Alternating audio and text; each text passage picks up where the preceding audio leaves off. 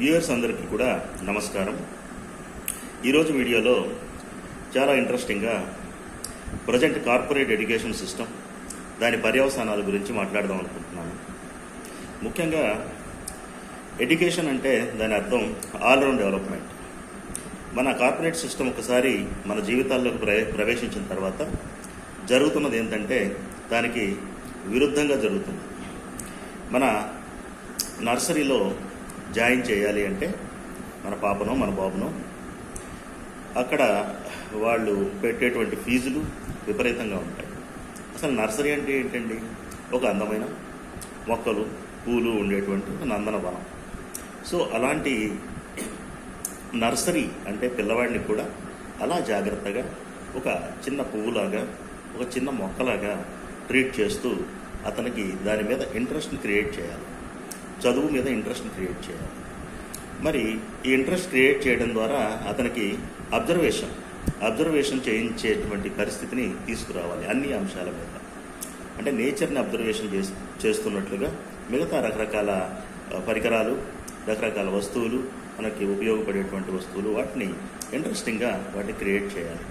దీంతో పాటుగా మన ప్రస్తుతం జరుగుతున్నది ఏంటి అంటే నర్సరీలో జాయిన్ చేయడానికే విపరీతమైన ఫీజులు. అందుకే నేను మొట్టమొదటిగా ఎవరైనా సరే మన మంచి కోరి ముందుకు వచ్చేటువంటి పొలిటికల్ పార్టీస్ కానివ్వండి, పొలిటీషియన్స్ కానివ్వండి, ముందుగా చేయవలసింది ఉచిత విద్య. ఈ ఉచిత విద్య వలన మనం ఈ కార్పొరేట్ వ్యవస్థని నిర్మూలించాలి.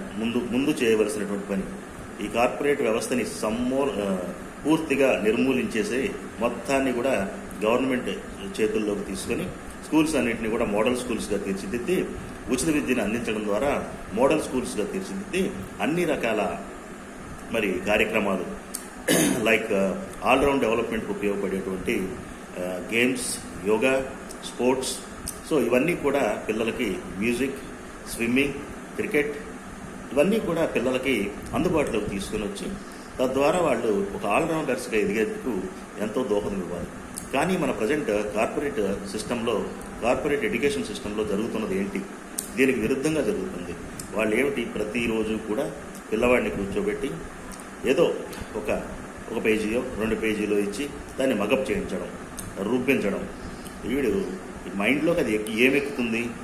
మైండ్ ఎప్పుడు కూడా ప్రశాంతతతో కూడి చక్కగా ఆహ్లాదకరంగా ఉన్నప్పుడు, ఆహ్లాదకరమైన వాతావరణంలో మాత్రమే అది మన విద్యని లేదా మనం బోధించేటువంటి అంశాలని తేలిగ్గా తీసుకోగలుగుతుంది. సో ఈ కార్పొరేట్ సిస్టమ్ మూలంగా విద్యార్థులు భయభ్రాంతులకు లోనవుతున్నారు. ఈ భయభ్రాంతులకు లోనై ఏం జరుగుతుందంటే చదువు అంటే మనకి చేతగానిది, మనకి రానిది, మన వల్ల కానిది, మన బ్రెయిన్లోకి మనం ఎక్కించుకోలేనిది. దీంతో పాటుగా వీరేం చేస్తున్నారు, ఈ కార్పొరేట్ సిస్టమ్ వాళ్ళు రకరకాల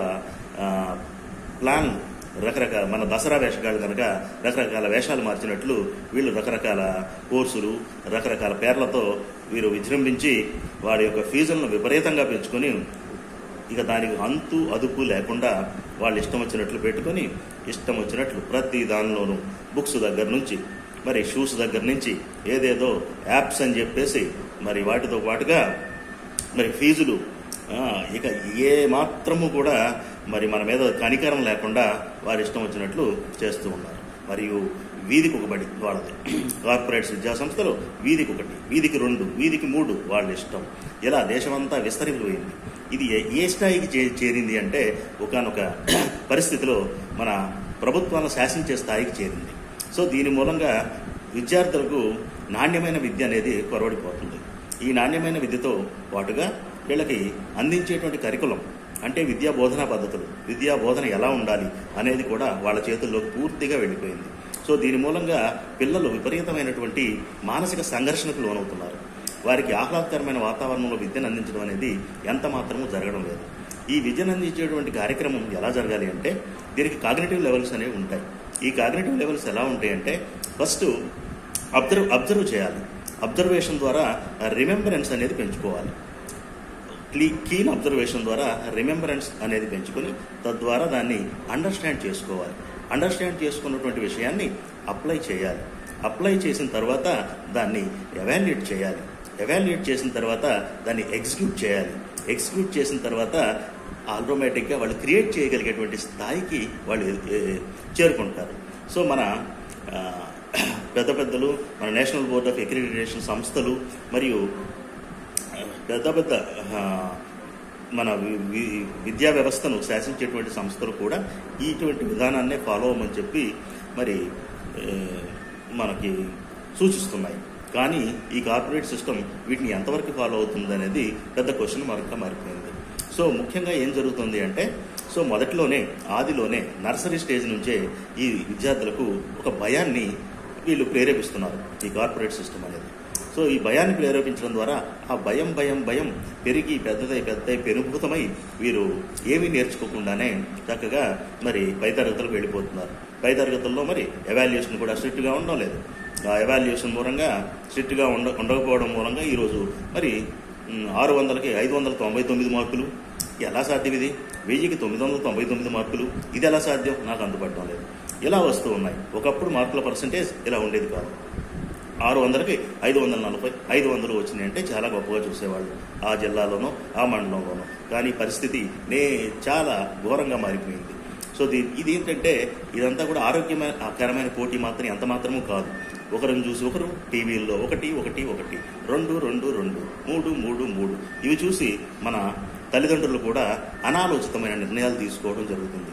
సో దీని మూలంగా తీవ్రమైనటువంటి పర్యవసానాలు ఎదురవుతున్నాయి. కాబట్టి తల్లిదండ్రులకు కూడా ముందుగా ఆలోచించవలసింది ఏంటి అంటే, అసలు మన బాలుడు లేక బాలిక దేనిలో ఎక్కువ ఇష్టత చూపుతున్నాడు, దానికి సంబంధించి ఏ స్కూల్లో చేర్పిస్తే మంచి శిక్షణతో పాటు ఒక ఆల్రౌండ్ డెవలప్మెంట్ అనేది వస్తుంది అనేది ఆలోచించాలి. సో దీని దిశగా ప్రభుత్వాలు కూడా తమ వంతు ప్రయత్నం చేసి ఈ కార్పొరేట్ వ్యవస్థని ముందు రూపుమాపినప్పుడు మన మంచి విద్యార్థులు మంచి నైపుణ్యాలతో తయారవడానికి అవకాశం ఉంటుంది. తద్వారా మరి వారికి ఈ చదువు అనేటువంటి పెరుగుతంగా భావించేటువంటి భావన అనేది వారి మనసుల్లో నుంచి వెళ్ళిపోతుంది. ఎప్పుడైతే ఇదంతా కూడా నేచర్ నుంచి వచ్చిందే, నేచర్లో అన్నీ లభిస్తాయి, అది సింపుల్గా రిఫ్లెక్ట్ అవుతుంది నేచర్ అనేది తెలుసుకోగలుగుతారో, అన్నీ కూడా పుస్తకాల్లో ఉండేవే కదా. సో ఏదైనా కూడా వారికి సులభంగా అర్థమవుతుంది. ఏదైనా మనం చూసేటువంటి దృక్కోణంలోనే ఉంటుంది, పర్సెప్షన్ అంటాం కదా. సో ఏదైనా సరే, ఏదైనా నేర్చుకోవాలి అనే తపన ఉండాలి, నేర్చుకోవాలనే ఇంట్రెస్ట్ ఉండాలి. ఇదంతా ఎప్పుడు వస్తుందంటే తనకి అర్థం అవ్వాలంటే ఏంటి? భయపడకుండా ఉన్నటువంటి ఒక మంచి వాతావరణంలో మనం పిల్లవాడిని కానీ మనం విద్యను బోధించినట్లయితే అది సాధ్యమవుతుంది. సో ఇలాంటి పరిస్థితుల్లో తల్లిదండ్రులు తీసుకోవాల్సిన జాగ్రత్తలు మరియు ఈ కార్పొరేట్ సిస్టాన్ని మనం సమూలంగా సర్వనాశనం చేయాల్సినటువంటి పరిస్థితి ఎంతైనా ఉంది. దీని మూలంగా మన ప్రభుత్వాలు దీని గురించి ఆలోచించాలి.